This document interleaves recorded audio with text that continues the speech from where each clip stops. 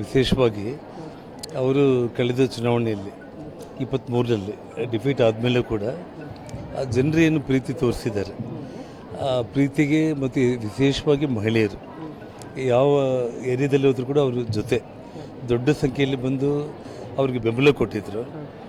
ಅದು ಎಲ್ಲಿ ಕೂಡ ಕೊರತೆ ಆಗಬಾರ್ದು ಅಂತೇಳಿ ನಿರಂತರ ಸಂಬಂಧಗಳು ಇರಬೇಕು. ಒಂದು, ಎರಡನೇದು ಅವರು ಸ್ವಾವಲಂಬಿಗಳಾಗಿ ಬದುಕೋದಕ್ಕೆ ಈ ನಾರಿ ಜೀವನ ಅನ್ನೋ ಕಾರ್ಯಕ್ರಮ ಈಗಾಗಲೇ 1000 ಮಂದಿ ಮಹಿಳೆಯರು ತಾವು ನೋಡ್ತಾ ಇರ್ಬೋದು.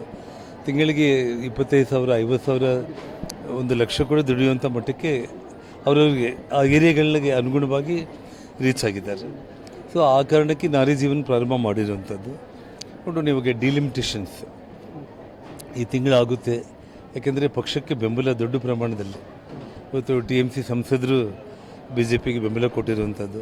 ಮುಂದೆ ಬರೋ ದಿನಗಳಲ್ಲಿ ಸುಮಾರು ಇಂಡಿ ಕೂಟದಿಂದ ಭಾಳಷ್ಟು ಮಂದಿ ಹೊರಗಡೆ ಬಂದು ಇವತ್ತು ಸಪೋರ್ಟ್ ಮಾಡುವಂಥ ಈ ವಾತಾವರಣದಲ್ಲಿ ಡಿಲಿಮಿಟೇಷನ್ಸ್ ಇದೆಲ್ಲದನ್ನು ಕೂಡ ನೋಡಿಕೊಂಡು ಪಕ್ಷದ ನಿರ್ಧಾರ ಏನಾಗುತ್ತೆ ಅದ್ರ ಮೇಲೆ ಅವರು ಚುನಾವಣೆ ನಿಂತ್ಕೊಳ್ಳೋದ್ರ ಬಗ್ಗೆ ತೀರ್ಮಾನ ಆಗುತ್ತೆ.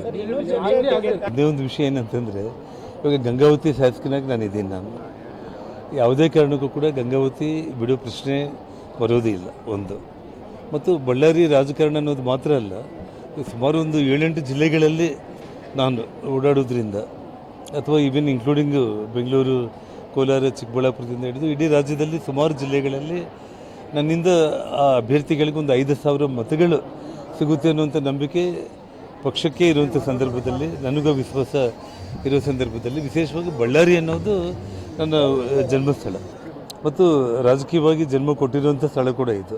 ಹಾಗಾಗಿ ಯಾವುದೇ ಕಾರಣಕ್ಕೂ ಅಖಂಡ ಬಳ್ಳಾರಿ ಜಿಲ್ಲೆಯಲ್ಲಿ 10ಕ್ಕೆ 10 ವಿಧಾನಸಭಾ ಕ್ಷೇತ್ರಗಳು ಗೆಲ್ಲೋದೇ ನನ್ನ ಗುರಿ. ಅದರೊಟ್ಟಿಗೆ ಕೊಪ್ಪಳ ಆಗಿರ್ಬೋದು,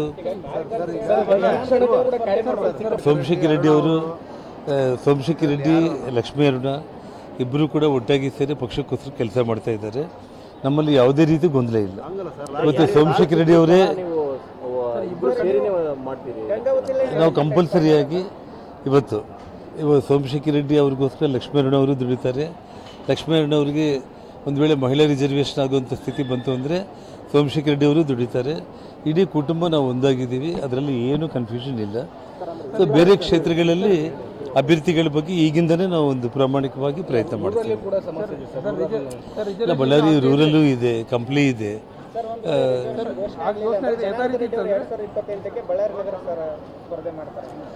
ಜನಾರ್ದನ್ ರೆಡ್ಡಿ ಸ್ಪರ್ಧೆ ಮಾಡೋದ್ರ ಬಗ್ಗೆ ಪಕ್ಷ ತೀರ್ಮಾನ ಮಾಡುತ್ತೆ. ಮತ್ತು ನಾನು ಹಿಂದೆ ಒಂದು ಮಾತನ್ನು ಹೇಳಿದ್ದೆ, ನಾನು ಹೊಸಪೇಟೆಯಲ್ಲೂ ಕೂಡ ಮಾಧ್ಯಮ ಸ್ನೇಹಿತರಿಗೆ, ಹೊಸಪೇಟೆಗೆ ಅಭ್ಯರ್ಥಿ ಸರಿಯಾಗಿ ಯಾರೂ ಕೂಡ ಕಾಣ್ತಾ ಇಲ್ಲ, ಯಾರು ಅಂದರೆ ನಾನು ಕಮಲದ ಗುರುತು ಅಂತ ಹೇಳಿದ್ದೆ ನಾನು. ಸೊ ಇಡೀ 224 ಕ್ಷೇತ್ರಗಳಲ್ಲಿ ಕಮಲನೇ ಅಭ್ಯರ್ಥಿಯಾಗಿರುತ್ತೆ. ಫೇಸ್ ಯಾರು ಅಂತೇಳಿ ಪಾರ್ಟಿ ತೀರ್ಮಾನ ಮಾಡುತ್ತೆ. ಡಿಲಿಮಿಟೇಷನ್ ಆಗದೇ ಇದ್ದರೆ ಮೇಡಮ್ ಅವರು ಮತ್ತು ಸೋಮಶೇಖರ್ ಇಬ್ಬರು ಕೈಪಟ್ಟಿರ್ತಕ್ಕಂಥ ಹಿನ್ನೆಲೆಯಲ್ಲಿ ಇಬ್ಬರು ನೀವು ಬೇಕಾಗಿದ್ದಾರೆ. ಸೊ ಅದು ಪ್ರಶ್ನೆ ಬರಲ್ಲ. ಇಬ್ಬರು ಸೇರಿ ಒಟ್ಟಾಗಿ ಒಬ್ಬರ ಪರವಾಗಿ ಕೆಲಸ ಮಾಡ್ತಾರೆ, ಒಮ್ಮತವಾಗಿ ಕೆಲಸ